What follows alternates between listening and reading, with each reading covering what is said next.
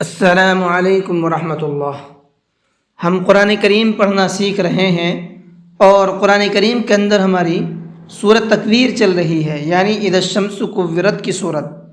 اس صورت کا کچھ حصہ ہمارا کل کے سبق میں ہو گیا تھا اور کچھ حصہ انشاءاللہ آج کے سبق کے اندر رہے گا۔ اس کے اندر ہونے والی غلطی سے انشاءاللہ ہم بچیں گے اور قرآن کریم کو صحیح طرح سے پڑھنے کی کوشش کریں گے انشاءاللہ۔ تو چلیے سبق کو شروع کرتے ہیں، لیکن سبق شروع کرنے سے پہلے آپ سے گزارش ہے ویڈیو کو لائک کر لیں، اگر ہمارے چینل پر نئے ہیں تو چینل کو سبسکرائب کر لیں اور بیل آئیکن میں آل کو کلک کر لیں تاکہ قرآن کریم کو سیکھنے کی تمام اپڈیٹ آپ تک پہنچتی رہے اور ہم تمام لوگ قرآن کریم کی برکات سے فیض یاب ہوتے رہیں۔ تو چلیے سبق کو شروع کرتے ہیں۔ اعوذ باللہ من الشیطان الرجیم، بسم اللہ الرحمن الرحیم۔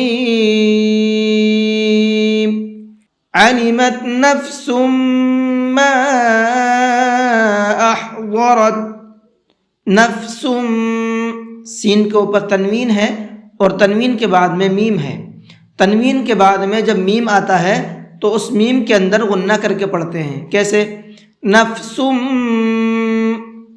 ما، یہاں چھوٹا مد بنا ہوا ہے، اس کو 1 سے 3 الف کی برابر کھینچ کر کے پڑھیں گے۔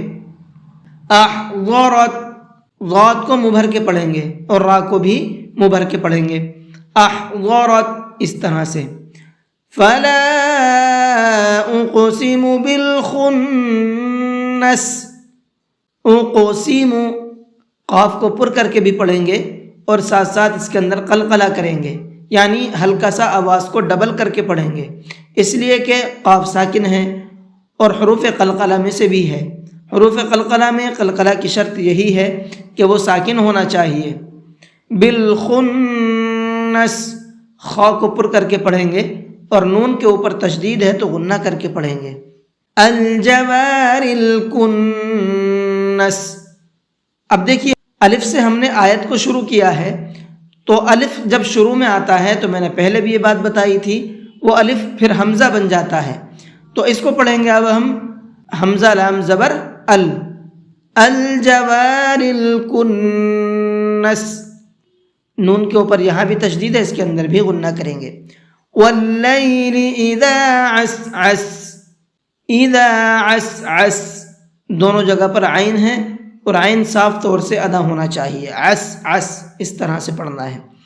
والصبح اذا تنفس، والصبح، صاد کو پر کر کے پڑھیں گے۔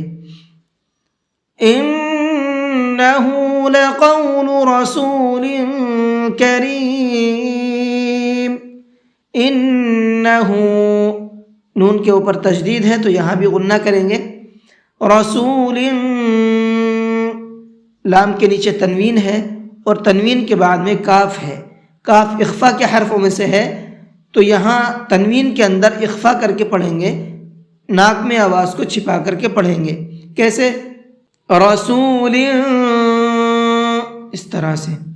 ذی قوت عند ذی العرش مکین،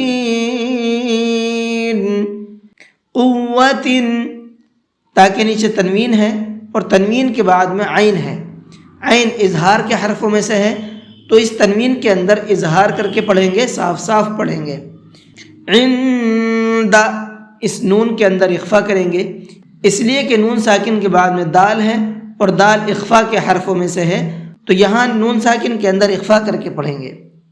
تو آج کا سبق اتنا ہی رہنے دیتے ہیں اور پھر پڑھنا کیسے ہے اس کو وہ بھی دیکھ لیتے ہیں۔ علمت نفس ما احضرت، فلا اقسم بالخنس، الجوار الکنس، واللیل اذا عسعس، والصبح اذا تنفس، انہ لقول رسول کریم، ذی قوت عند ذی العرش مکین۔ جی آج کے سبق کو یہیں پر ختم کرتے ہیں۔ السلام علیکم ورحمۃ اللہ وبرکاتہ.